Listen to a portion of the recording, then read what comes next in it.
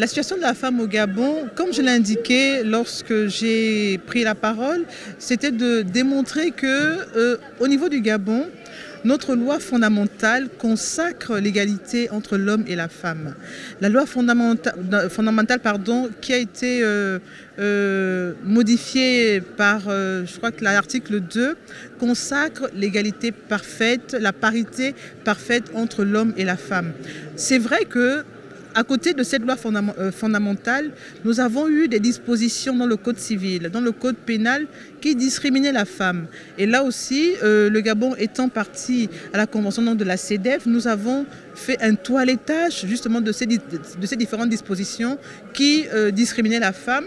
Et donc je peux dire que dans le corpus juridique de façon générale, la femme n'est pas lésée. Mais néanmoins, nous constatons pour le déplorer que au niveau social, au niveau économique, la femme occupe un rang très en deçà de ses capacités. Donc, il a donc fallu réfléchir quelles sont les causes réelles de cette situation de la femme.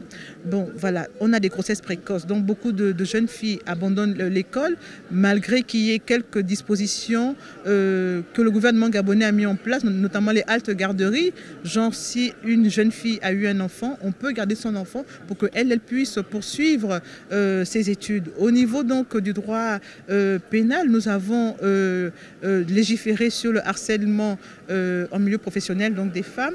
Et il n'y a pas longtemps, avec la première dame, nous avons fait une marche justement pour lutter contre toutes les violences faites aux femmes. Donc, nous voyons vraiment que le gouvernement met des règles, des lois pour protéger la femme, mais il y a encore des efforts à faire. Au niveau donc de notre alliance ou bien de notre partenariat avec le Maroc, qui est un pays frère depuis des décennies, je pense que c'est en coordonnant ensemble nos efforts, c'est en échangeant nos expériences, comme ça a été fait déjà ici. Il faut plusieurs plateformes comme ça pour que nous puissions mieux coordonner, mettre en place des stratégies beaucoup plus efficaces pour atteindre cette parité qui est nécessaire pour le développement de notre continent. Bon, moi je pense que la femme marocaine, elle est talentueuse. J'ai pu voir certains débats, leur prise de parole et leur implication dans l'économie au niveau de l'entrepreneuriat.